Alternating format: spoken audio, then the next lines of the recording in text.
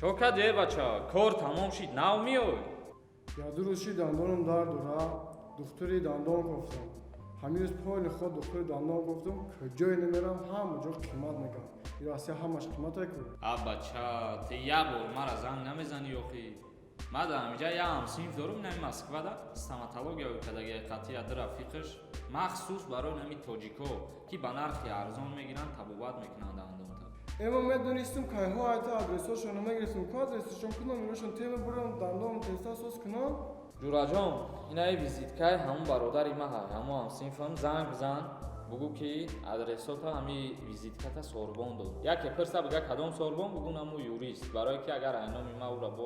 بگوی با فکرم که خیلی ارزان میکنه دیگه پس یعنی میره به پول هم یکی دندان تا توبت میکنه بعد همون جورات هم بگو که مردمی تاجیک بسیار ایده بگو هم هم کنن خیلی برادرها در اینجا استماتولوژیا کردن بیان به نرخ ارزان توبت کنن میگردن دیگه در روسیه ایست رفته و رفته 10,000 روبل رسخ او هم سیفت هم تاجیکه قدی تاجیکو کار میکنه تاجیکن و مخصوص برای نمی تاجیکا که شدگی که ارزان توبت کنن اونم نمره از همزه آدرسش خودش همش هم میده که دیگه جای گاب نیست رحمت کلام بار که خدا پگه سر بر وقتر کار دا بیاد ما همین بگاو خما ساز میکنم تمام السلام علیکم به همه تماشابینان برنامه‌های کانال یوریستی جی برنامه نو جواب سوالاتون که در کامنتر پیشکش کردگی بودین اولین سوال نوشته پاولوف سلام اکای سوربون همین سوال داد جواب تی در وقتی سیل زدن از طرف دولت یاردم دادن 3000 سومانی حاضر با اومدن به در خونه را که سوما برگردونده بتین میگن اگر نتین میگن سود میتیم همین را جوابش میگفتیم پیشکی رحمت چه خیلی حالی مسئله حل میشود وقتی که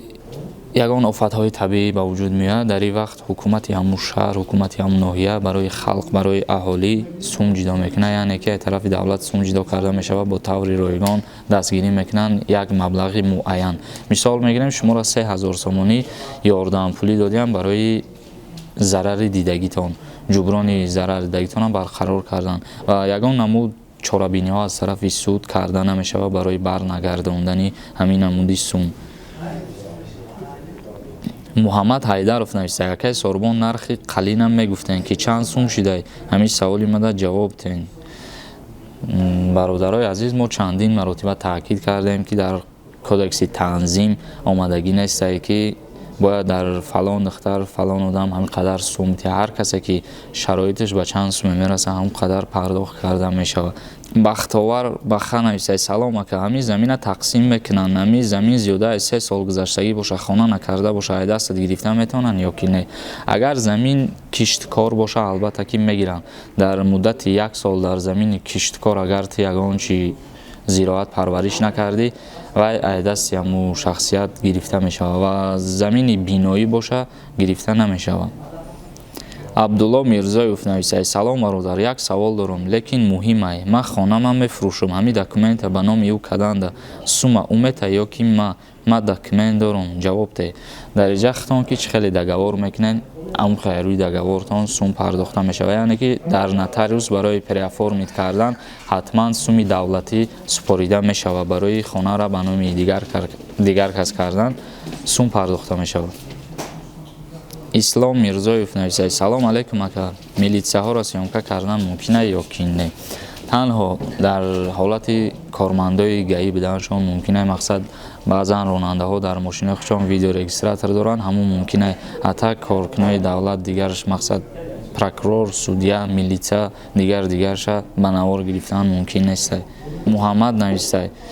همین نکاح خشتباری در خدمت ممکنه یا که نمیشه دختری امره به زنی بگیری مطابق کودکس ایالای جمهوری تاجیکستان آمدگی که نکاح خشتباری معنی یعنی بین شخصانی که نمیخواد گفتی دختری عمه یا که دختری خاله یا که دختری تقو باز بین شخصایی که مقصد ای معاینه طبی حتمی گذشتگی نیستن بین همین شخصا نکاح کردن معنی حسنوف بختیار نویسه بعد سال نو پروت 10,000 میشه چی شید با همون قانون برآمد یا که نه حالی نبرآمده خیلی قانون که پروت 10,000 میشه یا که نه фармонаш агар ки буброяд бо пешкаши шумо мекунем мегем. Бачаи кӯҳистонӣ нависад: салом акаи Сормон, ҳамин савола чанд бор навистам, ҷавоб надодӣ. Агар ки зан бигирӣ, занат нодухтара бирояд, зана пеш кунӣ ай хона. Дар ин бора қонун чӣ мегӯяд? Дар ин бора кодекси оилаи ҷумҳурии Тоҷикистон мегӯяд ки мақсад вақте ки зану шавҳар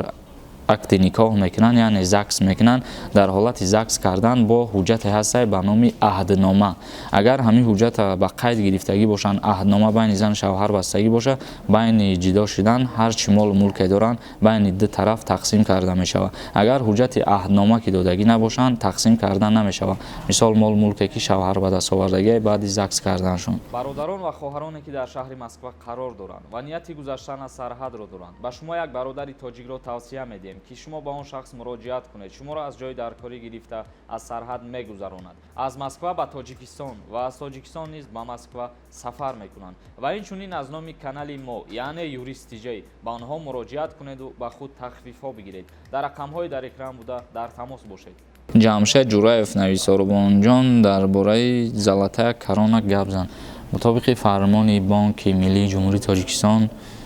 Золотая корона ай байн рафтагиай ай рӯзи сеюм. Яъқуб нависай: ассалому алайкум додарҷон, як савол дорам шумода, мунтазири ҷавобам. Агар зан ай шавҳараш ҷудо шудагӣ бошад, вай зан 3 то фарзандаш ҳаст, 5 сол шудагӣ ай ҳар сеи писарош худи модар дай. шавҳари вай фарзандоша нигоҳубинӣ намекунад муддати 5 сол боз. Вай метавонад ки суд ариза пешниҳод карда хона талаб кунад. ҳуқуқ дорад ки зан бо азобу машаққат фарзандоша хӯрондаву пӯшонида нигоҳубин карда истодааст. Аз вай ҳатто як сомон ёрдам нест. ҳамин савол ма ҷавоб медодем. албатта ки ҳар як шахс баъди ҷудо шудан ҳуқуқ дорад ба суд муроҷиат кардан барои алимент ё ки барои маскун кардан ба хотири фарзандош. мақсад агар ҳамун шавҳари шумо ё ки шавҳари дигар кас ҳамун шароите дошта бошад ки шуморо маскун кунад ба хотири фарзанд, албатта метавонем бо тариқи ҳалномаи суд маскун кунехтона. агар ки ин шароита надошта бошад, метавонад барои 5 фарзанд алоҳида алимент ҷудо карда шавад. Элмурод Боиматов нависад: салом алайкум акаи Сорбон, ман як хона сохтанӣ ҳастам. Дар ҷои хонаи нав як хонаи кӯҳна дорам. Бояд ман ягон кас иҷозат бигирам хонаи кӯҳнаро убрат кардана. боз сохтани хонаи нав ака чандин бор навистам, ҷавоб надодӣ. албатта барои аз нав иншоот бунёд кардан бояд иҷозатнома бигирад кумитаи замин. инак бародаро, барномаро ба анҷом мерасонем. боз ягон саволи дига боша метавонед дар комментария саволотонро пешкаш бикунед ва дар канали мо юристиҷей подписатсия кунед. худоҳофиз ҳама каса.